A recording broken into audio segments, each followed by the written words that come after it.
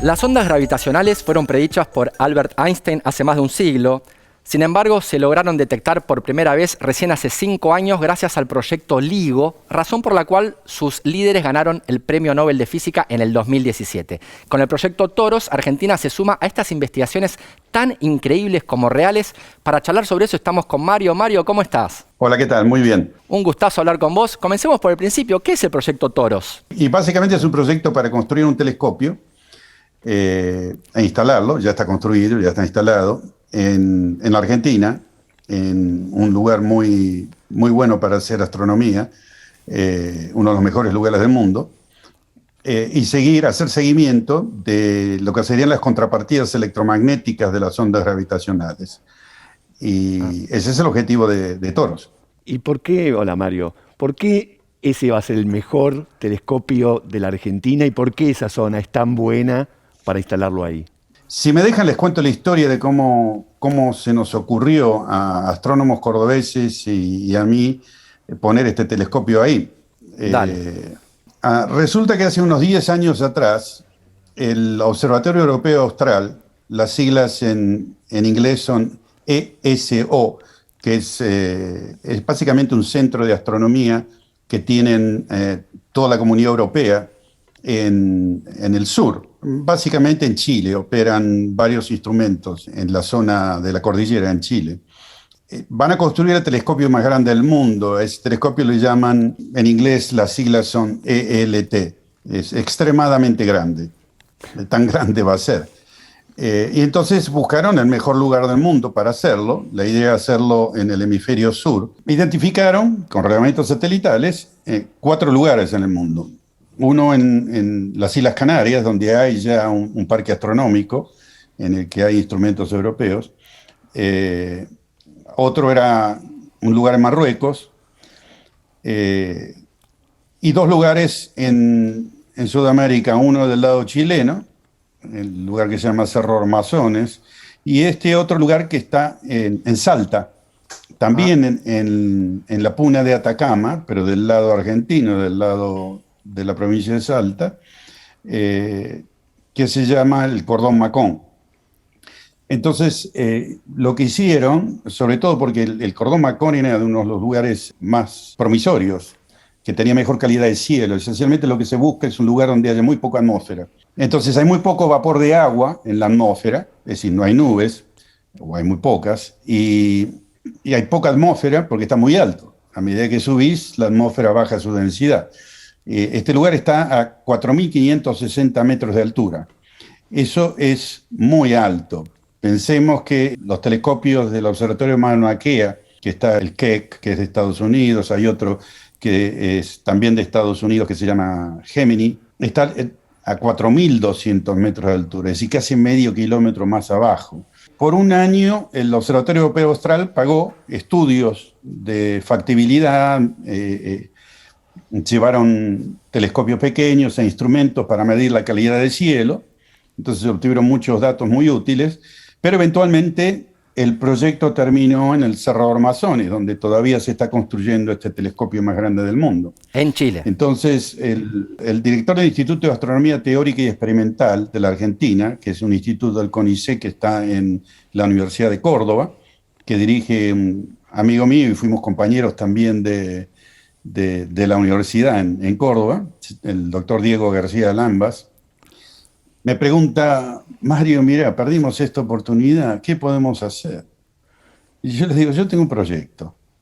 Tratemos de poner un telescopio, es un proyecto menos ambicioso, menos costoso, porque es un telescopio relativamente pequeño comparado con estos monstruos, pero con campo de visión ancho. Es decir, que en lugar de mirar lejos y una zona muy chiquitita del cielo, traten de mirar también lejos, pero sobre todo una zona ancha del cielo. ¿Por qué? Porque los interferómetros que detectan las ondas gravitacionales, como los de LIGO, como decías vos, Virgo, tienen muy pobre localización de la fuente. Es decir, funcionan básicamente por triangulación. Entonces, cuando uno tiene 3, más o menos puede ubicar una zona en el cielo, pero esa zona que se ubica en el cielo, aún en el mejor de los casos, son varias decenas de grados cuadrados. en una Claro. decena de grados cuadrados del cielo entran varias lunas llenas. Es decir, que en esa zona, que parece que es pequeña, sin embargo, entran miles de galaxias. Por lo tanto, es muy difícil que cuando se detecta una onda gravitacional, uno puede decir viene de aquella galaxia. Uno puede decir viene de ese lugar del cielo y ese lugar hace un redondel grandote en el cielo para decir dónde está muy probablemente localizado. Entonces, se requieren telescopios de campo ancho para hacer esto. Y eso es lo que le propuse, construir un telescopio de campo ancho. Entonces empezamos a trabajar, construimos una colaboración y en determinado momento conseguimos apoyo de la Fundación Nacional de Ciencias de los Estados Unidos, la famosa NSF, que dio dinero para el telescopio, para una cámara muy sofisticada. Digamos, la cámara sola cuesta casi $500,000. Y bueno, hace un par de semanas este telescopio ya instalado miró al cielo por primera vez, es decir, hizo lo que se llama primera luz, y esperamos que para fin de año tengamos la cámara la cámara de diseño final que va a estar instalada en el lugar. Y cuando empiecen las campañas de observación de ondas gravitacionales el año que viene, que se llama la campaña número 4, que va a iniciar LIGO y Virgo, estamos listos para participar y poder encontrar, en el caso que las hubiera, contrapartidas ópticas. Excelente. Te hago una pregunta a ver si entendí bien, tratando de resumir un poco todo lo que nos explicaste. Las ondas gravitacionales son producidas por fenómenos astronómicos como choque entre galaxias, por ejemplo, cosas así, que se pueden detectar en la Tierra gracias a telescopios como el LIGO o el Virgo. En realidad no son telescopios, no interferómetros gigantes, pero se pueden detectar en la Tierra, pero no se sabe bien del todo de dónde vienen. Con este telescopio argentino, que está en Argentina, el TOROS, vamos a poder complementarnos con esas medidas donde sabemos que hubo algún fenómeno que produjo una onda gravitacional, porque ese mismo fenómeno produce algunos fenómenos electromagnéticos, y esos fenómenos electromagnéticos son los que podemos detectar nosotros en Argentina, y entonces saber la ubicación de desde dónde vino el fenómeno que produjo la onda gravitacional. ¿Estaría bien ese resumen? Sí, con un poquito de precisión con respecto al choque de galaxias. En realidad, los choques de galaxias ocurren en un periodo de tiempo enormemente grande y no son las fuentes de ondas gravitacionales que uno espera detectar, sobre todo con los detectores terrestres. Las fuentes que se detectan con los interferómetros láseres como LIGO o como Virgo son básicamente dos estrellas de neutrones que estuvieron por cientos de millones de años dando vueltas una alrededor de la otra, pero fueron perdiendo energía debido a la emisión de las ondas gravitacionales, y eventualmente esas ondas, que eran muy pequeñitas y sobre todo de frecuencias muy bajas, van aumentando la frecuencia. Y aumenta la frecuencia y la amplitud, y en unas milésimas de segundo, cuando chocan, se produce una emisión de ondas gravitacionales que, como dije, crece en frecuencia y amplitud, que es lo suficientemente fuerte como para ser detectada en la Tierra, aunque sigue siendo muy débil todavía. Esas son las principales fuentes. Puede pasar también si fueran dos agujeros negros o un agujero negro y una estrella de neutrones. Esencialmente tienen que ser objetos compactos en los que hay mucha masa, como la del Sol o mucho más, que ocupan un volumen muy pequeño y que involucran una aceleración de masa, de mucha masa, en un volumen muy pequeño, y ese movimiento acelerado es el que produce la emisión de ondas gravitacionales. Una preguntita más, ya te dejo, Sergio. Una cosita que me agarra la duda. ¿A qué distancia más o menos ocurren estos fenómenos que producen estas ondas? En principio podrían pasar, digamos, en un par de estrellas de neutrones que están acá en nuestra galaxia, relativamente cerca. Uno no quisiera que pase porque la emisión de radiación electromagnética liquidaría la vida en la Tierra. Es decir, que estos fenómenos no son frecuentes. Entonces, para detectarlos hay que mirar un volumen del universo muy grande. Entonces, los típicos que ha detectado LIGO hasta ahora son del orden de cientos de millones de años de luz. Mario, recién acabaste de decir la posibilidad de que si esto ocurre en forma cercana podría acabar la vida en la Tierra, pero sacando ese extremo, ¿por qué es importante que se mida la presencia de ondas gravitacionales? ¿Cómo nos puede influir eso? Lo que yo diría que son los motivos más importantes es responder a algunos misterios que hay en la naturaleza. Uno de ellos era y fue por bastante tiempo, la emisión de radiación gamma de alta energía en especie de estallidos.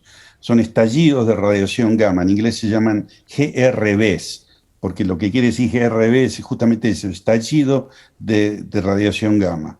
Y algo que tal vez es más interesante que esto es cuál es el origen de los elementos pesados, de dónde viene el oro, de dónde viene el platino. ¿Y por qué? Porque las estrellas como el Sol, lo más pesado que van a producir como elemento químico es el hierro. Claro. En general los elementos químicos, los primordiales, que serían el hidrógeno y el helio, y el más abundante en el universo es el hidrógeno. Claro. Casi el 70% del material que hay en el universo es hidrógeno. El helio es el siguiente más pesado. Bueno, estos elementos se produjeron unos 300.000 años después de la gran explosión en que se origina el universo. Claro. Con eso se forman las estrellas. Todos los elementos más pesados, en general, se forman en las estrellas por la fusión de elementos más livianos. Claro. A medida que se acaba el hidrógeno, como fue fusionando en helio, una estrella empieza a funcionar helio y forma carbón, forma oxígeno. Pero lo más lejos que llega es al hierro. Claro. Más de hierro en las estrellas no se hace. Entonces, nosotros sabemos que hay porque lo encontramos en la Tierra. Oro, platino, hay elementos con nombres más estrafalarios como europio, etcétera, etcétera. Hay un montón, son como 100. ¿De dónde salieron? Entonces, se descubrió que los procesos nucleares por los que se tienen que producir, que tienen un nombre, se llaman procesos nucleares rápidos, que los seres humanos somos capaces de conseguirlo en los reactores nucleares, no en los reactores nucleares, en los aceleradores, o cuando se fabrican artificialmente elementos, Claro. que es un proceso de reacción nuclear rápida, sabemos hacerlo en los laboratorios. Pero en general los elementos que se producen de esa manera decaen muy rápido. Claro. Pero no se dan naturalmente las estrellas estos procesos nucleares rápidos. Entonces se especulaba se pueden dar en las supernovas y se comprobó que efectivamente aparecen esos elementos, las trazas en los espectros de las estrellas en esos elementos. Pero no alcanzaba. Y entonces se pensaba que las estrellas de neutrones cuando chocaban, ese proceso que estuve describiendo hasta ahora en el que se emiten ondas gravitacionales, debía ser la otra fuente en la que se producen los elementos pesados. Y efectivamente eso se comprobó hace 4 años, todavía no hace 4 años. Mario, interesantísimo, nos diste 2 ejemplos espectaculares de cómo este tipo de investigaciones aportan a la física básica, al entendimiento del universo. Yo la verdad que me quedaría charlando con vos durante horas y espero que así sea en breve, no solo por toda la física que sabés, sino porque sé que tenés una historia de vida espectacular, cordobés, cordobazo, después Estados Unidos. Otro día charlaremos sobre eso seguro. Pero bueno, ahora me toca despedirte con mucha tristeza, diría. Así que nada, muchísimas gracias por esta entrevista y ojalá que volvamos a charlar en breve, ¿sí? Con mucho gusto. Y nosotros, Sergio, nos vamos y enseguida volvemos ¿con qué? Atenti que descubrió la forma que se hace el oro, ¿eh? Sí, está muy bien. Bueno, nosotros nos vamos y enseguida volvemos con más La Liga de la Ciencia acá en la Televisión Pública Argentina. La Liga de la Ciencia es alfa, es beta. La Liga de la Ciencia. Hay un portal, hay un sitio, hay un canal donde el conocimiento toma la palabra. Todo Ciencia. Todociencia.com.ar. Mucho más que noticias científicas. Es nano, es mega. La Liga de la Ciencia es alfa, es beta. La Liga de la Ciencia.